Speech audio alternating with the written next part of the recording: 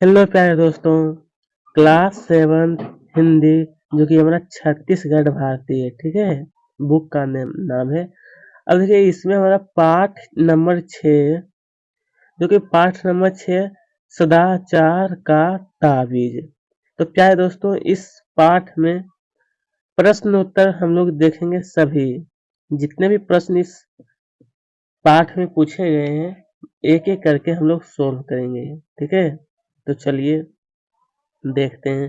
देखिए दरबारियों कहा गया है, दरबारियों को भ्रष्टाचार क्यों दिखाई नहीं पड़ रहा था। तो लिखना उत्तर में कि दरबारियों को भ्रष्टाचार इसलिए नहीं दिखाई दे रहा था क्योंकि वे स्वयं भ्रष्टाचार में लीन थे। क्या थे? तो भ्रष्टाचार में क्या थे? तो वे लीन थे। चलिए अब आगे देखते हैं। कहा है विशेषज्ञों ने भ्रष्टाचार के बारे में राजा को क्या बताया। राजा को क्या बताया था भ्रष्टाचार के बारे में? तो लिखना है कि विशेषज्ञों ने भ्रष्टाचार के ये लक्षण बताए कि उसे हाथ से नहीं पकड़ सकते, वह स्थूल नहीं सूक्ष्म है, परंतु वह सर्वत्र व्याप्त है, उसे देखा नहीं जा सकता, केवल अनुभव किया जा सकता है। क्या किया जाता है? तो केवल अनुभव ही, ठीक है। देखिए भ्रष्टाचार का मतलब क्या होता है? किसी से पैसे लेना, ठीक है, और अच्छी प्रकार से काम नहीं करना, सिर्फ पैसे को अपने आप में बांट लेना। अब देखिए दिया कि भ्रष्टाचार समाप्त करने के लिए विशेषज्ञों ने राजा को क्या सुझाव दिए। कहा है भ्रष्टाचार को समाप्त करने के लिए विशेषज्ञों ने राजा को क्या सुझाव दिए थे। तो लिखना है आपको, भ्रष्टाचार समाप्त करने के लिए विशेषज्ञों ने राजा को सुझाव दिया दिया कि हमने एक योजना तैयार की है। भ्रष्टाचार मिटाने के लिए व्यवस्था में बहुत परिवर्तन करने होंगे। एक तो भ्रष्टाचार के मौके मिटाने होंगे, जैसे ठेका है तो ठेकेदार और ठेकेदार है तो अधिकारियों को घूस है। ठेका मिट जाए तो उसके घूस जाए। ये आदमी किन कारणों से घूस लेता है यह भी विचारणीय है। क्या है? तो यह भी एक प्रकार का विचारणीय ही है, ठीक है। बस ज्यादा बड़ा नहीं दोस्तों, इतना आपको लिख लेना है। चलिए भ्रष्टाचार को हम लोग इंग्लिश में क्या बोलते हैं? करप्शन। देखिए दिया है कि भ्रष्टाचार मिटाने की योजना पढ़ने के बाद पढ़ने के बाद राजा की तबीयत क्यों खराब रहने लगी। राजा की जो तबीयत थी, लिखना कि भ्रष्टाचार मिटाने की योजना योजना पढ़ने के बाद उस पर विचार करते करते दिन बीतने लगे और चिंता के कारण रात में राजा को नींद नहीं आती थी। किसके कारण? तो चिंता के कारण। और राजा की तबीयत खराब रहने लगी थी, ठीक है।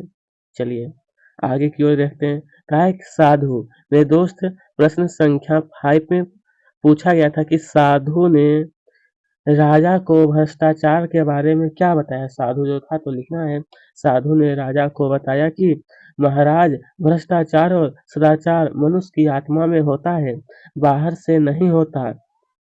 विधाता विधाता जब मनुष्य को बनाता है तब तब किसी की आत्मा में ईमान की मशीन फिट कर देता है और किसी की आत्मा में बेईमानी की। इस मशीन में से ईमान और बेईमानी के स्वर निकलते हैं, जिन्हें आत्मा की पुकार कहते हैं। आत्मा आत्मा की इसी पुकार के अनुसार ही आदमी काम करता है, ठीक है दोस्तों। चलिए बस इतना आपको लिखना है। उसके आगे की ओर देखेंगे तो हमें पूछा गया था राजा, कहा गया राजा ने ताबीज ताबीज के प्रवाह को परखने के लिए क्या किया। राजा ने ताबीज के प्रवाह को परखने के लिए, तो इसके बारे में आप सबको लिखना है कि राजा ने ताबीज के प्रभाव को परखने के लिए वेश बदलकर एक कार्यालय गए और एक कर्मचारी के पास जाकर कोई काम बताकर 5 रुपए का नोट देने लगे। कर्मचारी ने उन्हें डांटा, भाग जाओ यहाँ से, घूस लेना पाप है। उस दिन 2 तारीख थी, परंतु 31 तारीख को वही कर्मचारी राजा से घूस ले लिया जब राजा दोबारा उसी कर्मचारी के पास गए थे तब। ठीक है, चलिए इतना आपको लिखना है। अब देखते हैं आगे क्या है। राजा राजा ने भ्रष्टाचार की तुलना ईश्वर से क्यों की? राजा जो थे वो भ्रष्टाचार की जो तुलना है वो ईश्वर से क्यों किए? तो लिखना है कि राजा ने भ्रष्टाचार की तुलना क्या है, भ्रष्टाचार की जो तुलना है ईश्वर से इसलिए की क्योंकि भ्रष्टाचार भी ईश्वर की तरह हाथ की पकड़ में नहीं आता। वह वह स्थूल नहीं सूक्ष्म है, सर्वत्र व्याप्त है। उसे देखा नहीं जा सकता, अनुभव किया जा सकता है। क्या होगा मेरे दोस्त? उसे देखा नहीं जा सकता बल्कि उन्हें अनुभव भी किया जा सकता है। ठीक है, तो चलिए प्यारे दोस्तों अब हम लोग आगे की ओर देखते हैं। यहाँ आप देख सकते हैं दिया गया था पाठ से आगे क्या है, पाठ से आगे क्या है, इस पाठ में लिखा है, इस पाठ में लिखा है भ्रष्टाचार सर्वत्र है। क्या है? भ्रष्टाचार सर्वत्र यानी व्यापी है। यदि यह बात सत्य है तो इसे उदाहरण देकर स्पष्ट कीजिए। उदाहरण के तौर पर आपको समझाना है। तो लिखना है कि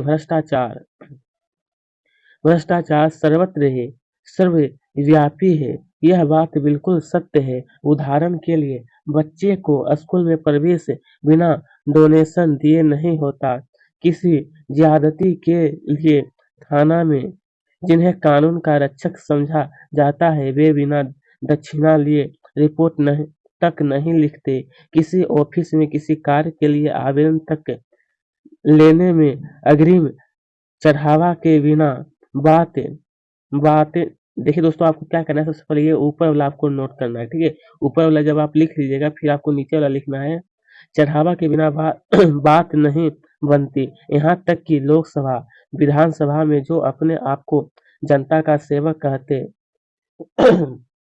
कहते थकते नहीं हैं, उन्हीं के सुख दुख से जुड़े प्रश्न को पूछने के लिए उनसे पैसा लेते हैं। उनसे पैसा लेते हैं। ठीक है दोस्तों, चलिए अब दिया कि क्या क्या सदाचार, मेरे दोस्त यहाँ पर क्या सदाचार की ताबीज जैसे साधनों में भ्रष्टाचार भ्रष्टाचार समाप्त किया जा सकता है?